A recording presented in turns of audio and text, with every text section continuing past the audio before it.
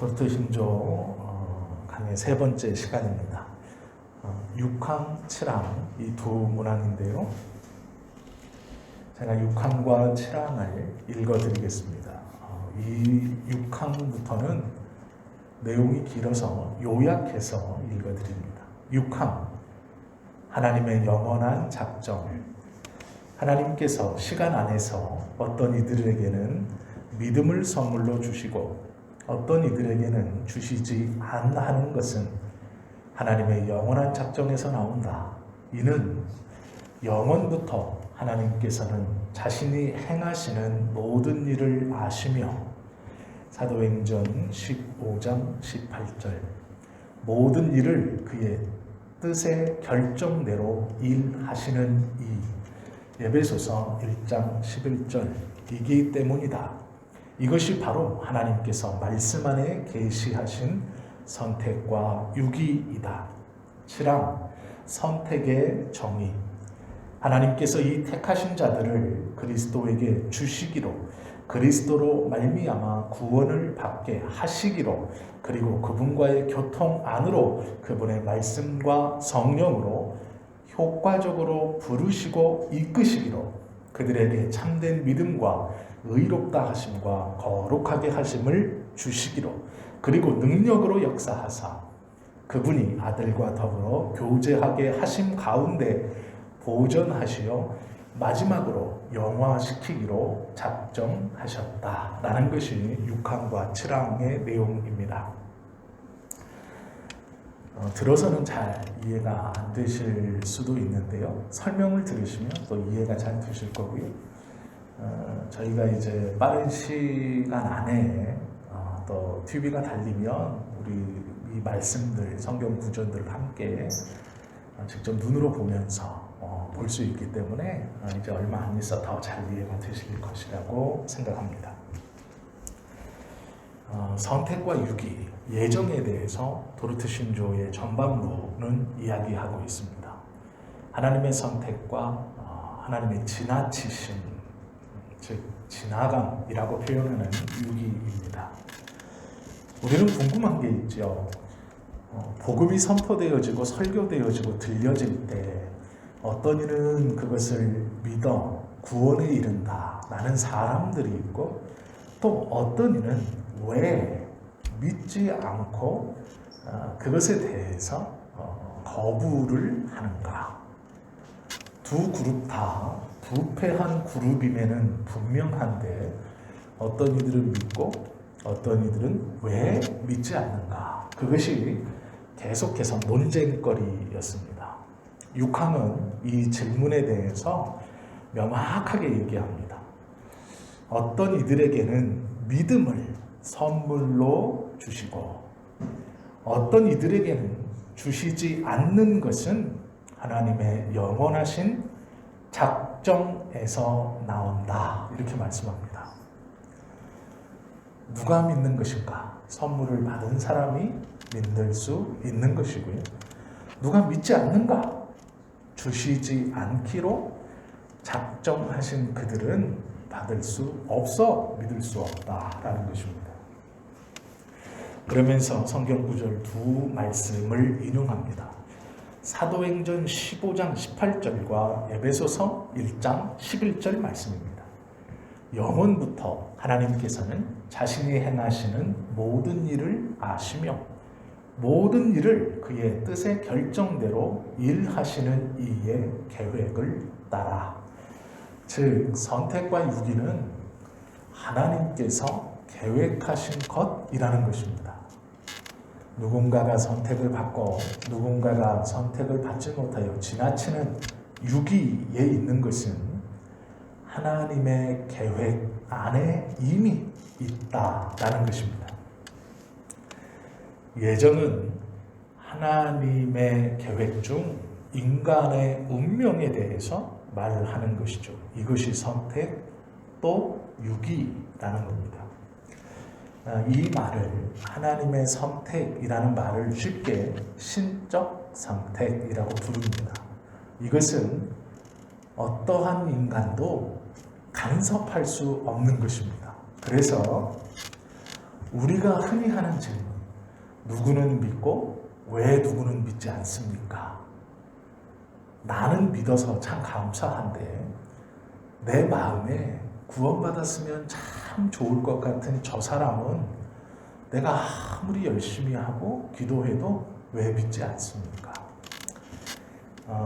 기도하고 열심히 전도해서 아니면 그것이 부족해서 다른 어떤 것이 있어서 믿고 안 믿고 그것이 아니고요. 그가 언제 믿을지, 언제 하나님의 부르심을 받을지 우리는 알지 못합니다. 그러나 우리가 우리의 개인적인 삶이 마지막에 도달했을 때까지도 그가 믿지 않고 있다면 우리는 두 가지를 생각해 볼 수 있어야 합니다.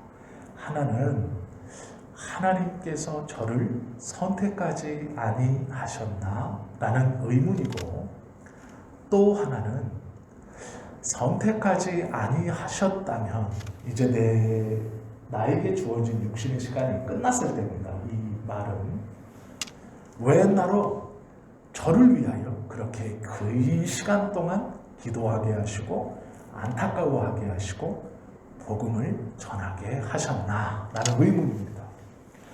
이 말은 우리의 시간이 끝나기 전에 갖는 의문이 아닙니다. 우리는 너무 빨리 이런 의문을 품습니다. 내가 복음을 열심히 전하고 안타까움이 있어서 그를 위해서 기도하고 전도도 하고 권면도 하고 잘 해주기도 합니다. 그런데 그는 여전히 복음을 거절합니다. 교회에 갔더니 하나님의 예정을 가르치면서 선택과 유기에 대해서 듣고 배웠습니다. 이해도 잘했고 믿음으로 그것을 받았습니다. 그 두 눈으로, 선택과 유기의 눈으로 보니 어려서부터 내가 복음을 갖게 하려고 아니면 오랜 시간 동안 기도하고 전도했던 저 사람은 그렇게 많은 복음에 대한 접함이 있었음에도 불구하고 응답하지 않는 것, 즉 예수님을 믿지 않는 것은 하나님의 유기이구나 라고 생각이 들 수 있습니다. 그런데 이것은 잘못된 생각이고 잘못된 판단입니다. 왜 그러냐면 하나님의 선택은 하나님의 영원 전부터 계획 안에 있는 일입니다. 그러기에 우리의 유한한 시간 속에서 하나님의 영원하신 계획을 내 시간 안에 이루어지지 않는다 하여서 왜 이루어지지 않고 저는 유기된 자다라고 결론 내면 안 된다라는 것입니다. 다만 우리는 우리 개인의 삶의 끝에서 질문해 볼 수 있습니다. 저가 정말로 유기된 자인가? 이제 나의 시간이 끝났기 때문에 그렇습니다. 그러면서 한 가지를 또 질문해 봐야 합니다. 그게 무엇이냐면 저가 유기된 자라면 왜 하나님은 나에게 그렇게 긴 시간 동안 저를 위해서 기도하게 하고 안타까워하게 하고 복음을 전하게 하셨을까라는 질문입니다. 이것이 우리가 우리의 개인적 육신의 마지막 시간 앞에서 드릴 수 있는 질문입니다. 자, 이 질문의 육함은 하나님의 계획 안에 있다 이렇게 말씀하시고요. 선물을 받은 자는 믿음을 갖게 되고 그 선물을 받지 못한 자는 믿지 못하게 된다 이렇게 말씀하고 있습니다. 이 말을 가지고 우리는 하나님의 선택과 유기를 다 알 수 있는 것처럼 이해한 것처럼 받아들이지만요. 이 가르침 속에 시간은 없습니다. 방법도 없습니다. 그런데 우리는 짐작하는 거예요. 무엇을 짐작하냐면 구원의 방법, 구원의 시간을 우리의 한정된 시간 안에서 결정 지어지고 결론 내어지고 이 시간 안에 이루어져야만 한다. 그래야 하나님의 뜻이다. 이렇게 우리는 착각하고 있습니다. 그래서 다른 이에 대한 구원조차도 내 눈앞에서 적어도 내가 살아있을 때, 내가 복음을 전했을 때 그러한 일이 일어나야 하나님의 선택을 받은 자고, 그러한 일이 내 시간 안에 일어나지 않으면 그는 유기된 자다라고 생각한다라는 것입니다. 이것은 하나님의 구원, 이것에 대한 도전입니다. 엄밀히 말하면 그것은 내가 할 수 있는 것이 아니고, 내가 판단하거나 내가 결정짓거나 영향력을 미칠 수 있는 것이 아닙니다. 그런데 우리는 우리 스스로 이미 시간을 정해놓고 판단하고 결정해 버린다라는 것이죠. 그렇기 때문에 내 마음에 왜 저를 향해 계속 기도하게 하시는지, 안타까운 마음을 갖게 하시는지를 모르는 겁니다. 답을 정해놓고 내 방식대로 믿음의 어떠한 결론을 내놓고, 그것도 가장 인간에게 중요한 구원의 문제를 성경은 분명히 하나님의 선물이라고 말하고 있음에도 불구하고, 하나님의 영원전부터의 계획 안에 있다라고 선언함에도 불구하고, 우리는 그 영혼의 시간을 잃어버리고 내 시간 안에서 그것을 다 판단하고 결정짓고 결론 내어 버리려고 한다라는 것입니다. 우리가 분명히 알 수 있는 것은 한 가지입니다. 다른 이에 대해서는 모르고 나에 대해서 하나님이 나를 선택해 주셨다라는 것은 확신할 수 있는 것이죠. 선택받은 우리들이 다른 사람보다 뭔가 나아서 선택을 받았는가? 그렇지 않습니다. 성경은 선물로 받았다, 이렇게 말씀하고 있습니다.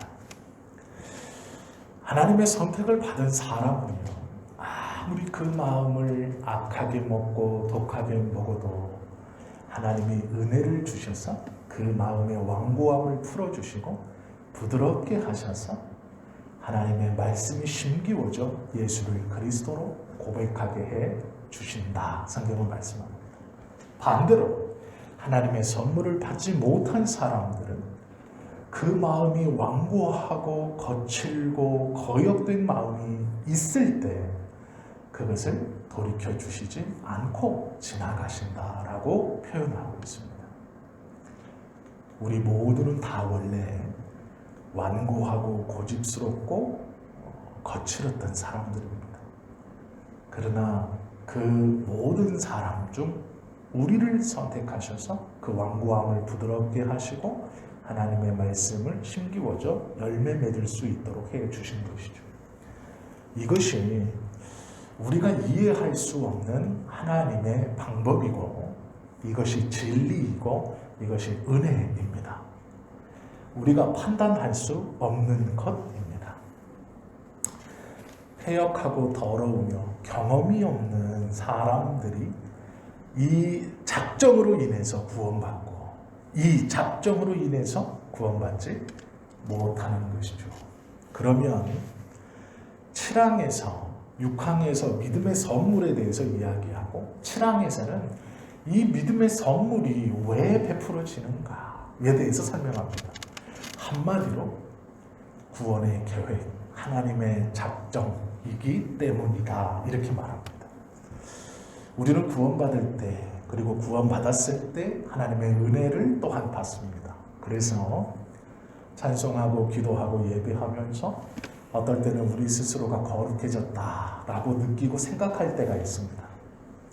그때 우리는 하나님의 은혜를 노래하고 찬송합니다. 그러나 시간이 조금 지나고 다른 일을 경험하다 보면 우리의 마음이 다시 예전처럼 바뀌는 것을 느끼죠.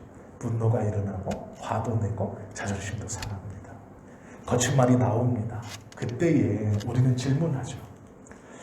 하나님, 저 사람과 내가 살아가는 모양이나 방법이나 꼴이 똑같은데 어떻게 나는 예수 믿게 되었고 저 사람은 어떻게 여전히 믿지 않는지 참 신기합니다.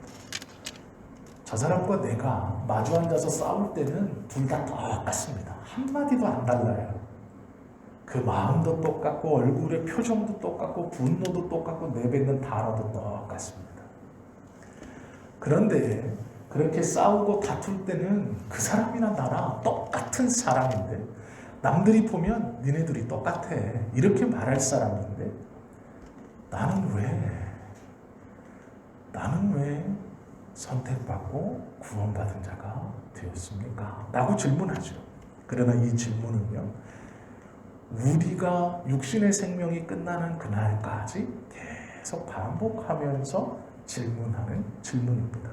그런데요, 하나님께서 우리의 삶을 통해 우리의 육신의 부모가 누구일까? 우리가 태어나는 날과 국가와 또 양육받을 수 있는 교회와 교우들을 다 예비해 놓으셨고 그 안에서 은혜로 우리를 선택하신 것이죠. 구원에 대해서 이렇게 말씀하시는 분들이 있어요. 어떻게 이해하냐면 저는 오늘 죽어도 구원받을 수 있습니다. 예수님에 대한 믿음이 저는 확실하기 때문에 구원받을 수 있습니다. 그때 세상의 사람들 그리고 성경에서 마귀라고 하는 것이 우리 귀에 속삭입니다. 그래, 너 믿음 참 좋다. 그런데 네가 그 구원받은 자로 살아가고 있느냐? 구원받은 자의 모습이 나타나고 있느냐? 네가 분명히 거듭났고 새롭게 되었고 구원을 받았다면 옛날의 삶과 달라야 하고 옛날의 모습과 달라야 하는데 옛날의 삶과 똑같고 은혜 받을 때 잠깐 변한 것 같지만 여전히 똑같고 네 마음에 변한 것, 삶이 변한 것 아무것도 없는데 뭔 배짱으로 구원받았다고 확신하느냐? 그게 네 신념이냐 믿음이냐라고 묻습니다. 그러면 자신의 삶을 가만히 돌아보면서 그렇지 라고 생각할 때가 있죠. 이게 뭐냐면 영치 없음입니다. 영치 없음. 영치 없음. 그런데요, 하나님의 구원을 어떤 분들은 이렇게 설명합니다. 하나님이 구원하시기로 작정하셔서 모든 사람들에게 손을 내밉니다. 그러면 하나님이 주신 자유의지로 그 하나님이 내민 손을 인간이 맞잡을 때 구원받는다. 이게 알미니안주의자들의 가르침입니다. 하나님과 사람이 협동될 때에, 손을 내밀 때에, 즉 콜링에 응답할 때에 구원이 이루어진다. 이렇게 말하죠. 어찌 보면 맞는 얘기 같고, 그러면 하나님이 내미신 손을 그 사람이 잡지 않았으므로 육이 되는 것, 지옥 가는 것, 예수 믿지 않는 것이 사람의 책임이기 때문에 하나님은 언제나 정의로운 것만 같습니다. 이것이 합리적인 것 같아요. 그에 비해서 반대쪽 개혁교회에서 말하는 구원은 하나님의 일방적 선택이다. 너는 죄인이지만 하나님이 너를 선택했다. 그런 거로 너는 너의 지금의 모양이 어떻든 상황이 어떻든 구원받았다고 믿어라. 그러기에 누가 뭐라고 해도 그냥 오늘 저녁에 죽어도 너는 구원받는다고 손 들어라. 그러면 받는다. 이렇게 가르칩니다. 이것이 맞는 것 같지요. 그러나 제가 오늘 저녁에 조금 다른 말씀을 하나 드리겠습니다. 첫 번째 것은 무조건 틀린 겁니다. 두 번째 것도 맞는 얘기지만, 자 이제 우리가 알고 있었던 이 복음에 대한 확신, 이것을 구원에 관해서 왜 우리가 자신할 수 있는가? 왜 우리가 그 말씀처럼 오늘 죽어도 저는 구원받을 수 있습니다 라고 당당하게 말할 수 있는가? 그것에 대해서 좀 우리가 더 깊게 좀 보려고 합니다. 구원은요, 언약입니다. 언약은 약속이죠. 당사자가 있습니다. A라는 사람, B라는 사람이 약속을 맺는 거예요. 성경에 보시면 하나님이 아브라함을 불러서 언약을 맺습니다. 내가 너의 하나님이 되겠다. 그리고 그 당시 약속을 하면 약속의 증거로 짐승의 고기를 반으로 쪼개어 그 사이를 둘이, 약속의 당사자 두 명이 왔다 갔다 하고, 왔다 갔다가 끝나면 그것을 불에 삶아 같이 나누어 먹었습니다. 이게 언약의 증표였습니다. 만약에 이 약속을 지키지 않으면 이 잘려진 고기처럼 내 몸이 반절 쫙 갈려서 죽을 것이다. 즉 내 생명을 걸고 이 약속을 지키겠다 하는 것이 그 당시 고기를 쪼개놓고 이렇게 지나다니던 풍습이었습니다. 하나님이 아브라함에게 그 약속을 주셨죠. 그래서 우리는 이것을 언약이라고 부릅니다. 그런데 우리가요, 조금만 더 깊게 생각해 보시면, 하나님이 아브라함에게 이 약속, 아브라함아 불러서 너와 내가 언약을 맺자. 내가 너의 하나님이 되고 넌 나의 백성이 될 것이다. 너의 후손이 바닷가의 모래알처럼 저 하늘의 별처럼 많아질 것이다. 이렇게 약속해 주셨어요. 우리는 이것을 언약이라고 부르고 구원의 기초에 놓고, 또 이 언약의 실행으로 예수님이 이 땅에 오셔서 예언처럼 다 구원해 주셨다. 그러므로 아브라함이 믿음의 조상이 되었다라고 배웠습니다. 맞습니다. 100점짜리입니다. 그런데 101점짜리 답이 하나 더 있습니다. 이것을 좀 잘 묵상하셔야 되는데요. 왜 우리의 구원의 확신이 성경 어느 곳에 있느냐?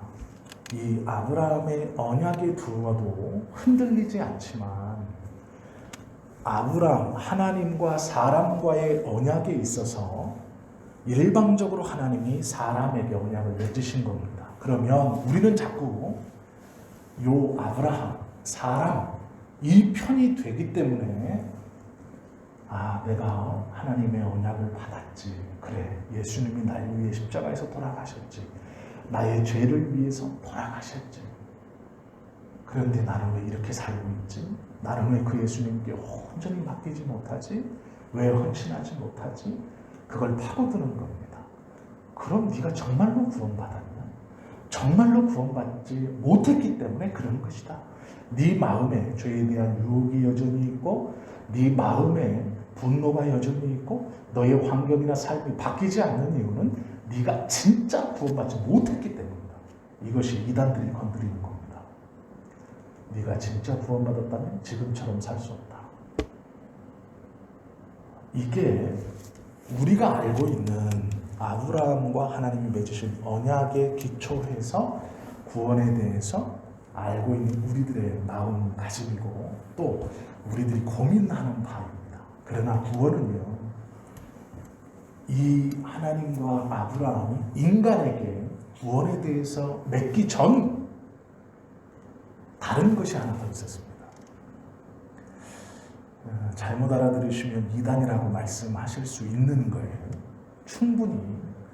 그런데요, 들으시면 또 이해가 됩니다. 뭐냐면요, 성경에서는 끊임없이 구원에 관해서 성부 하나님과 성자 예수님과 성령 하나님의 구속사역이라고 말을 합니다.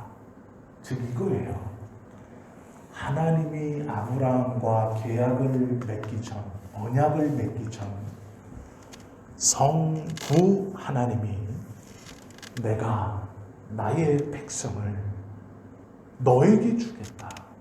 그 내가 누굴까요? 성자 예수님입니다. 너에게 주겠다. 그러니 너는 내 뜻을 쫓아 그들을 나에게로 인도해 오라. 성자 예수님이 알겠습니다. 성부의 뜻을 쫓아 내가 그들을 나로 성부께 인도해 가겠습니다.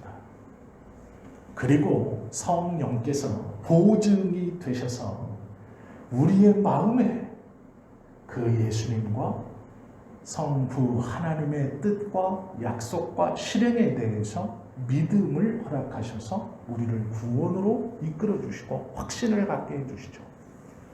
즉 이 말은 뭐냐면 하나님께서 아브라함과 언약을 맺기 전 성자 하나님과 성부 하나님과 성령 하나님이 이미 언약을 맺은 겁니다. 구원에 대해서. 즉 우리를 구원하시기로 약속하신 이 구원은 우리가 언약으로 아브라함과 하나님이 언약을 맺기 전 성부 하나님의 뜻에 따라 성자 하나님과 성령 하나님 이 삼위일체 하나님이 이미 계약하신 겁니다. 즉 작정하신 겁니다. 이것이 우리의 구원의 중심이기 때문에 구원이 흔들리지 않는 겁니다. 성부 하나님의 작정, 성자 하나님이 성부 하나님의 뜻에 맞추어 이루어 놓으신 순종, 성령 하나님이 그 두 분의 약속과 언약의 보증이 되시면서 우리로 하여금 그것을 깨닫게 해주시는 이 삼위 하나님의 언약과 약속이 우리의 구원을 위해 먼저 있었습니다. 아브라함과 언약을 맺기 전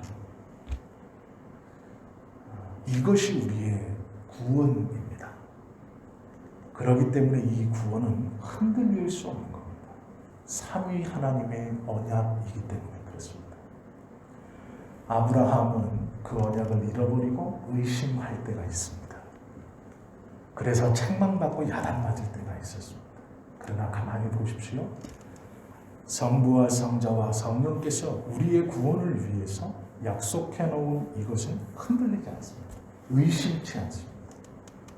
예수님께서 이 땅에 오셨을 때 아버지께서 나에게 주신 모든 일을 내가 아버지께 드리고 간다 말씀하셨습니다. 의심치 않으십니다. 의심되지 않습니다. 완벽하게 이행하고 믿으십니다. 그리고 실행하십니다. 이것이 우리의 구원의 바탕입니다. 그렇기 때문에 흔들리지 않는 겁니다. 우리가 아무리 아브라함의 후손으로 여러 가지 상황 속에서 때로는 의심하고 한다 할지라도 우리의 구원에 관해 삼위일체 하나님께서 이미 확고하게 놓으신 그 계획, 우리의 표현으로면 언약이죠. 그것이 구원의 바탕이기 때문에 흔들리는 것이 아닌 것입니다. 내가 그냥 오늘 저녁에 죽어도 구원받습니다. 이게 믿음이지. 손드는 게 믿음이지. 내 행동이나 내 삶이나 어떠한 것, 그거 다 모르고 무조건 예수 믿으면 구원받는 데니까 손들어야 구원받는데 아니에요. 그런 게 아니에요. 그렇게 손들어야 구원받는 바탕이 어디 있느냐? 삼위 하나님의 언약입니다. 하나님, 삼위 하나님이 언약을 맺어 놓으신 겁니다. 에베소서 1장 4절에 보면 곧 창세 전에 그리스도 안에서 우리를 택하사라고 말씀하시죠. 하나님이 아브라함과 맺은 언약과 하나님이 맺으신 언약을 잘 풀어서 제가 설명을 해드릴게요. 잘 들어보세요. 이 언약에 따르면 성부께서는 이들을 택하셔서, 이들은 우리들입니다. 특정한 사람들을 주셨고, 이게 우리들입니다. 성자께서는 특정한 사람들을 위해 죽으시고 그 사람들을 대신해서 자기의 피 흘리심으로 그 사람들을 구원하십니다. 성령께서는 성자께서 공로로 얻으신 그 구원을 택함받은 자들의 마음에 적용하시고 내주해 주실 것입니다. 이것이 성부, 성자, 성령, 삼위 하나님의 언약입니다. 이 언약이 우리의 보증이 되는 겁니다. 우리의 구원의 기초가 되는 겁니다. 그렇기 때문에 흔들리지 않는 거예요. 하나님이 언약하셨기 때문에 그렇다라는 것이죠. 하나님께서요, 구원받은 자를 바라보실 때 성경은 놀랍게 비유합니다. 그게 무엇이냐면 우리들을 보고 우리들이 알아들을 수 있는 언어로 이 구원받은 자를 설명해 주시고 비유해 주시는데 이렇게 비유하십니다. 너희는 지체다. 지체다. 누구는 팔이고 누구는 손이고 누구는 손가락이고 누구는 발가락이고 뭐 지체라는 건 알 수 있죠. 지체. 너희는 지체다. 그런데 놀랍게도 머리가 누구라고 말씀하세요? 예수 그리스도가 너희의 머리다. 자, 우리가 하나님의 눈으로 이제 감히 그럴 수 없지만 이 비유를 이해하기 위해서 하나님의 눈으로 사람을 봅니다. 사람을 봐요. 교회를 봅니다. 비유대로. 그러면 나의 선택 안에 들어와 있는 사람, 즉 구원받은 자를 어떻게 보느냐? 손가락을 보고 발가락을 보고 몸을 보고 보는 게 아니에요. 알아보는 게 아니에요. 저 옛날이 아니죠. 일제시대 때 시인 중 이상이 그랬나요? 발가락이 닮았네.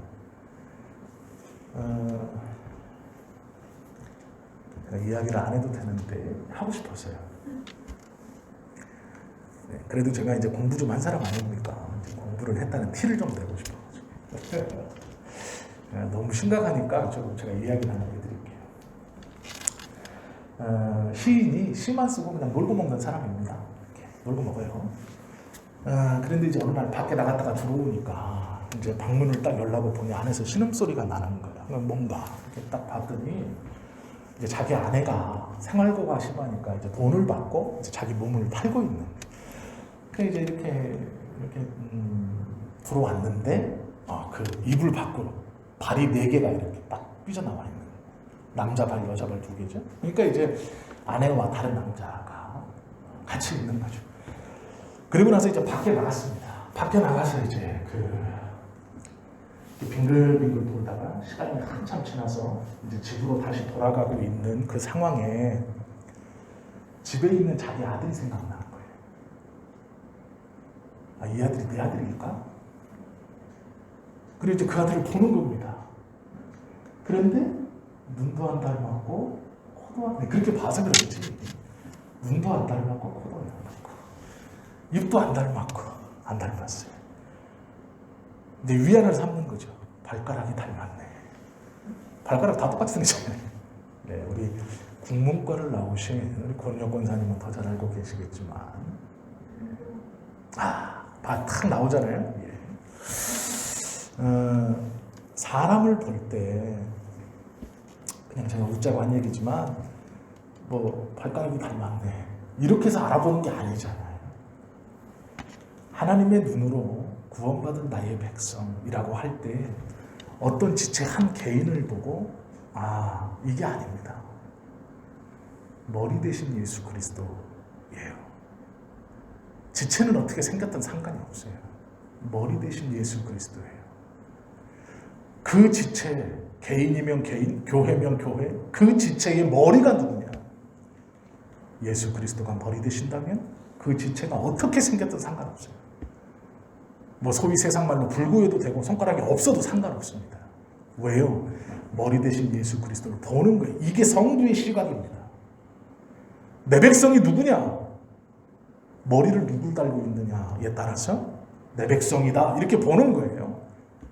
이게 이제 성도 하나님의 시각으로 볼 때입니다. 그래서 우리를 지체라고 말하고 예수 그리스도가 머리이다 이렇게 표현하는 거예요. 누구를 알아보느냐? 지체 때문에 아니에요. 머리이신 그리스도 때문에 지체가 딸려가는 거예요. 이것이 우리의 구원입니다. 그런데 그 약속을 우리와 하셨느냐? 하시기 전 성부, 성자, 성령께서 약속하신 거예요. 우리의 구원을 위해 하나님이 언약하신 거예요. 먼저 약속하신 거예요. 삼위가. 이것이 우리의 구원입니다. 이게 선택이에요. 유기는 뭐예요? 이 약속 바깥에 있는 거예요. 그렇기 때문에 뒤집을 수 없는 겁니다. 뒤집을 수 없다고 얘기하는 거예요. 하나님의 선택 아니면 저 사람이 하나님을 믿을 수 없다라고 얘기하는 것은 이 구원이 인간과 하나님의 약속이 아니기 때문에 하나님의 약속이기 때문에 인간이 바꿀 수 없다고 얘기하는 거예요. 그래서 유기를 바꿀 수 없다. 그래서 유기라고 표현하는 거예요. 그냥 지나가심, 내버려 두심. 그러나 우리가 주목할 것은 선택입니다. 그렇기 때문에 선택이 바뀌지 않는 거예요. 내가 그냥 손든다고 해서 바뀌는 게 아니고요. 안 바뀌는 게 아니에요. 그것 때문에 바뀌지 않는 거예요. 이게 우리의 구원입니다. 이게 선택입니다. 그렇기 때문에 강력한 거예요. 끊을 수 없다고 바울이 표현한 거예요. 왜요? 하나님과 인간과의 약속이 아니고 하나님의 약속이기 때문에 그래요. 삼위 하나님의 약속, 인간의 구원에 대한 성부가 작정하셨고 성자가 순종하셨고 성령이 유직해 하시는 이 하나님의 약속이기 때문에 이 구원과 선택이 변하지 않는 겁니다. 그러니까 우리는 무엇을 붙들어야 하느냐? 이 삼위 하나님의 약속을 붙드는 거예요. 그 약속의 말씀이 뭐냐? 예수님을 그리스도로 믿는 자는 구원을 받는다 라는 것이 그 약속의 내용문이기 때문에 그렇습니다. 그렇기 때문에 우리는 내 상황과 형편을 보지 않고 예수님을 구세주로 붙드는 겁니다. 이렇게 붙든 사람이 죽을 때까지 하는 말이 뭐냐면, 질문이 뭐냐면, 하나님 왜 저가 선택되었습니까? 라는 질문이에요. 왜요? 선택받았는데 변하지 않고 내 마음은 똑같고 여전히 불의하고 여전히 죄가 있고 여전히 세상 것을 좋아하는 것으로 변화된 줄 알았는데 끊임없이 살기 때문에요. 나는 완전히 변한 줄 알았어요. 나 혼자 있을 때, 산속에 있을 때, 기도원에 있을 때, 교회에 있을 때, 예배 드릴 때. 근데 나가면 안 그런 것이 우리의 진짜 모습이기 때문에 그렇습니다. 그러나 우리가 그 순간 흔들리지 않을 수 있는 이유는 구원은 하나님의 약속이기 때문에 그래요. 삼위 하나님의 약속. 그렇기 때문에 나로 인하여 그 구원이 움직이거나 취소되거나 어떻게 되는 게 아니다라는 거예요. 단순히 내가 예수 그리스도를 믿는 믿음으로 구원받는다 라고만이 아닙니다. 그 고백보다 더 확실한 보증이 있기 때문입니다. 그래서 구원을 삼위 하나님의 사역 이렇게 말하는 겁니다. 이것이 우리 안에 잘 자리 잡으면 구원이라는 것에 대해서 흔들리지 않을 수 있죠. 택함을 받는다, 택함받지 못한다 라고 할 때 아까 제가 말씀드린 하나님이 콜을 하면 사람이 하나님이 주신 자유의지로 응답할 때 구원받는다 이렇게 이제 설명하는 사람들이 있어요. 그건 틀린 겁니다. 그리고 어떤 사람들은 태어나면서부터 구원받고 태어난다 이렇게 이제 또 믿는 사람들도 있죠. 우리는 후자 쪽에 좀 가깝습니다. 방향이. 그러나 둘 다 정확한 설명은 아니에요. 도르트 신조에서는 뭐라고 설명하냐면 우리는 똑같은 죄인이다. 태어날 때 이미 너는 의롭고 태어날 때 죄는 더럽고 아니고 우리는 다 더럽다. 이렇게 시작하는 거예요. 그러니까 그걸 오해하시면 안 됩니다. 우리가 이제 한 가지 더 조금 생각해 봐야 될 게 있어요. 이게 뭐냐면 에베소서 2장 2절 3절 말씀인데요. 그들이 본질상 불순종의 아들들이며, 자, 그들은 예수 믿지 않는 사람들이에요. 본질상 불순종의 아들들이 돼요. 그런데 그 다음 구절이 뭐라 그러냐? 우리도 다 그 가운데서 우리 육체의 욕심을 따라 지내며 육체와 마음에 원하는 것을 하여 다른 이들과 같이 본질상 진노의 자녀이었다라고 말해요. 똑같다는 거예요. 우리나 그들이나 똑같이 다 본질상 진노의 자녀래요. 예정을 잘못 알면 어떻게 생각하시냐면요. 선택받은 우리, 버림받은 너희. 그래서 예수 믿지 않는 사람들이 예정을 들으면 어떻게 생각하냐면 분노해요. 화를 내요. 너희는 선택받고 우리는 버려졌다. 이유가 뭐냐? 하나님 마음이냐? 그럼 불공평한 하나님이지. 이렇게 말해요. 이게 맞는 것 같죠? 아닙니다. 예정이, 하나님의 선택과 유기가, 즉 이 예정이 우리에게 주어져 선언이 되는 순간 이건 불공평이 아니라 공평이에요. 어떤 의미에서요? 나나 너나 다 똑같은 죄인이다 라는 것을 드러내시는 거예요. 즉, 이 예정이 이 땅에 선언되어질 때, 즉 우리가 이 예정을 고백하고 하나님의 선택을 고백할 때, 선택과 유기를 고백할 때 모든 인간은 다 죄인입니다. 이건 불공평이 아니고 공평이에요. 다 죄인입니다. 이해가 되세요? 너나 나나 다 죄인이에요. 내가 저들보다 위에 쓴 것도 없고 내가 저들을 무시하거나 차별할 것도 없어요. 우리 교회만 구원이 있지. 이거는 말도 안 되는 소리입니다. 전도 특공대 좋지요. 그러나 특공대 뭔가 달라요. 전도대보다는 전도 특공대가 더 나은 것 같아요. 뭔가 막 소수이고 막 뭔가 더 나는 구원받았는데 뭐 여기에 있는 것 같고 쟤도 구원받긴 했는데 좀 요 정도 있는 것 같고 뭐 이거 구원받지 않았어. 에이 저 세상 것들 저거 마귀 새끼들 저거 이렇게 하면 좋을 것 같죠? 아니에요.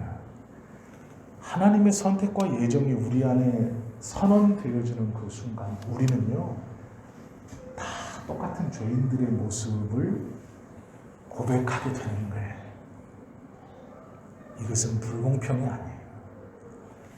다 죄인이라는, 높낮이가 없고 위아래가 없는 그들이나 나나 다 죄인들이에요. 이것이 먼저 선언되어지는 거예요. 이것은요 평등에서 출발하는 겁니다. 불공평이 아니에요. 평등이에요. 모든 사람이 다 진노의 자식이고 죄인이었다라는 거예요. 그러나 그들 중 하나님의 작정과 선택에 따라 일부가 하나님의 선택을 받은 거예요. 그 중에 우리가 들어와 있는 겁니다. 이것은 그냥 감사할 것이지 선택받지 못했다, 유기되었다라고 해서 저들을 무시하거나 내가 뭔가 막 이렇게 아니에요. 자, 오해하시면 안 되는데요. 우리가 많은 부분 하나님 내가 이 땅에서 복을 받아야 됩니다. 부자도 돼야 되고 출세해야 됩니다. 그래서 예수 믿는 우리가 예수 믿지 않는 저들보다 더 잘 살아야 하나님 영광 드러내지 않겠습니까? 아닙니다. 우리가 사는 것하고 하나님 영광하고 아무 상관없어요. 왜요? 우리의 구원은 하나님의 약속이지 우리하고 어쩌고 저쩌고 한 게 아니란 말이에요. 그러나 성경은 또 그걸 허락해 줘요. 성경은요 그렇게 기도하는 것을 허락해 줍니다. 왜요? 우리를 누구보다도 잘 아시는 하나님께서 우리의 연약함과 약함을 아시기 때문에 그렇게 기도하는 우리의 믿음의 선진들의 기도를 성경에 그렇게 써놨어요. 고대에. 얘도 이렇게 기도했다. 다윗 보면 알잖아요. 물리쳐 주십시오. 죄들은 모욕을 당하게 해주시고 나는 내 잔이 넘치게 그들 앞에서 높이게 내가 걔들 머리를 막 밟아서 걔들은 그냥 전쟁 포로들처럼 내 발에서 막 먹고 마시고 나는 그 위에서 잘난 척하고 하나님 그렇게 해주십시오. 그렇게 기도해요. 그거 다 거르지 않아요. 그대로 하나님은 말씀으로 남겨서 우리에게 보여주십니다. 우리가 착각하면 안 돼요. 자, 이제 믿음에 들어왔을 때 우리는 그렇게 기도할 수 있죠. 하나님, 나도 다윗처럼 목동이었다가 왕이 돼가지고 잘 먹고 잘 살고 떵떵거리고 그렇게 살 수 있게 출세 좀 하게 해주세요. 억울해서 이 세상 못 살겠어요. 충분히 기도할 수 있습니다. 하나님 모르시는 거 아니에요. 그러나 신앙이 성숙했다면, 하나님의 마음을 알았다면, 성경의 말씀을 우리가 공부했다면 그게 아니에요. 그것을 위해서 기도하는 게 아니죠. 하나님의 뜻이 예수님께서 우리에게 가르쳐 주신 기도를 가만히 보세요. 하나님의 영광을 노래하고, 물론 우리의 먹고 사는 문제도 기도해야 된다고 하시지만 하나님의 나라와 그 뜻이 이루어지기를, 예수님께서도 변화산에서 잡히시기 전날 하나님 이 잔을 내게서 옮겨 주십시오라고 말해요. 그러나 마지막에 아버지의 뜻대로 라고 하고 기도를 끝냅니다. 우리의 뜻, 출세하고 예수 믿어서 또 좀 더 잘 먹고 잘 살고 내가 성공해가지고 TV 나가서 나도 저 사람들처럼 저렇게 예수님 때문에 성공했다고 간증하고 싶죠. 좋은 마음이에요. 나쁜 건 아닙니다. 그러나 하나님의 뜻은 그것만이 아니에요. 아니 어쩌면 그것이 아닐 수도 있습니다. 우리가 이제 신앙이 좀 성숙해야죠. 이렇게 젖먹이에서 점점 이제 말씀도 믿음도 성숙하고 성장해야죠. 그것이 단순히 들어서 아는 것뿐만 아니라 우리의 기도가 바뀌고 우리의 삶이 그렇게 바뀌어야죠. 그것의 출발이 이 하나님의 선택, 예정을 잘 이해하는 겁니다. 예정은 불공평이 아니에요. 불평등이 아니고 평등입니다. 다 죄인이다. 나의 작정으로 너희를 선택했다.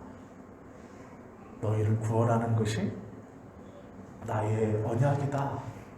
성부, 성자, 성령 하나님의 언약이다라는 거예요. 그것 때문에 흔들리지 않는다. 그리고 그것을 믿는 것을 하나님은 내 백성이라고 불러주세요. 내 백성이라고 부르시고 내 아들과 딸이다라고 불러주실 때 우리가 잘 알고 있는 육신의 부모가 하는 역할들을 해주신다는 뜻이에요.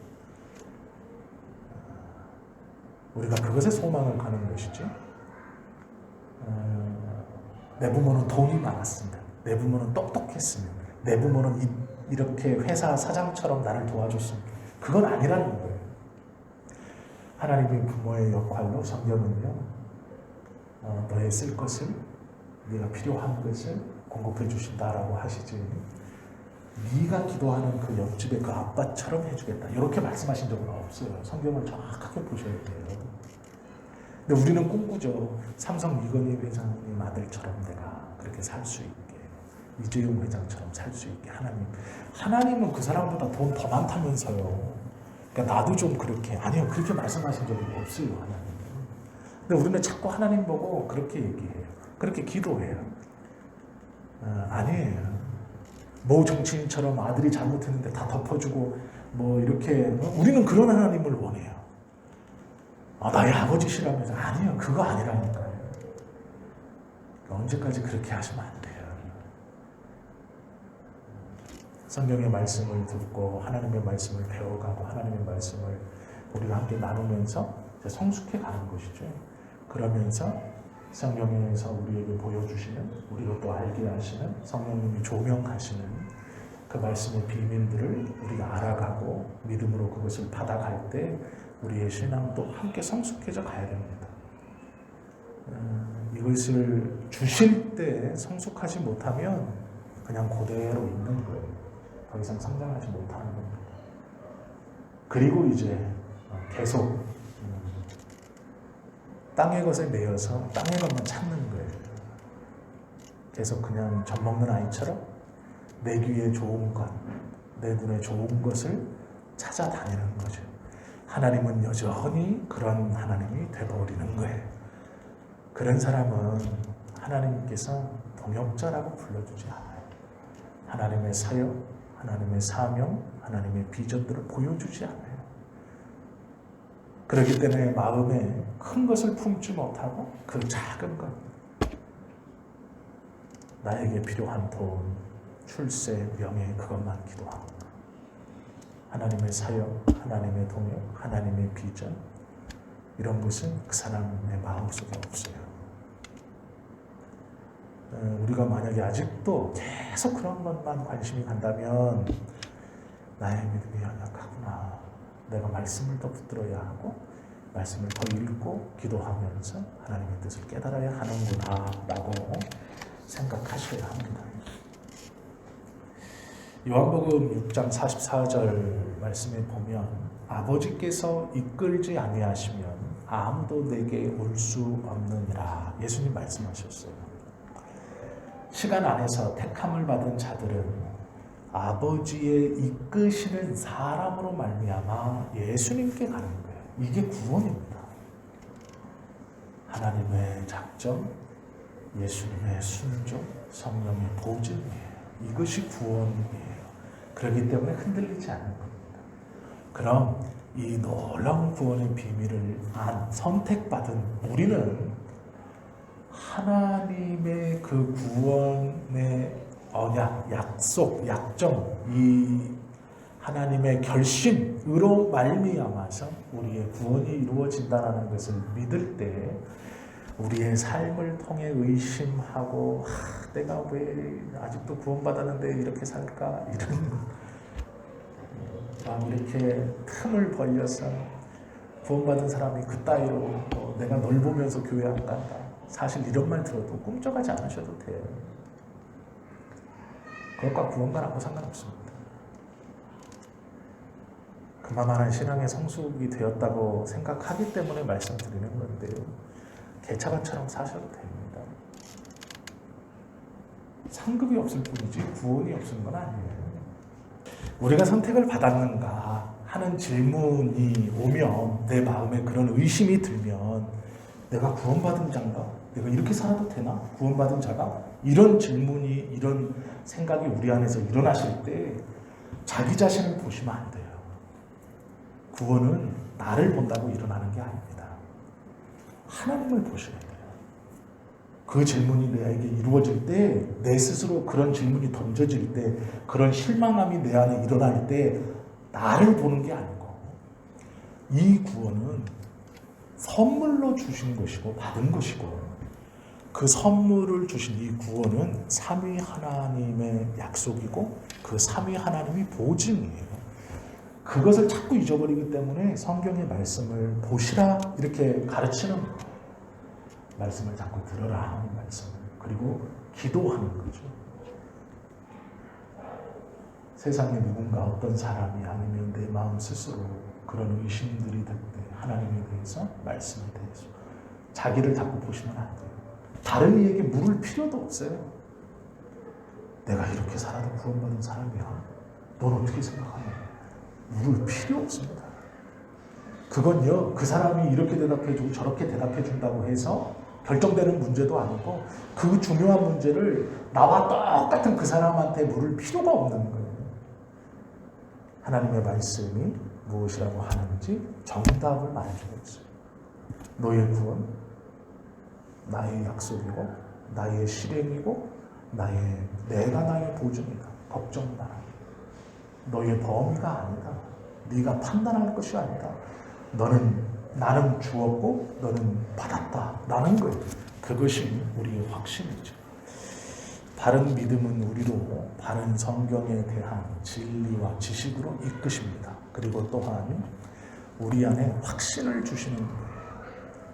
믿음, 이것이 세상에서 주는 것들을 이기게 하시는 것이고 이 믿음이 세상이 줄 수 없는 평안함을 우리에게 주신다라고 성경은 말씀하고 있습니다.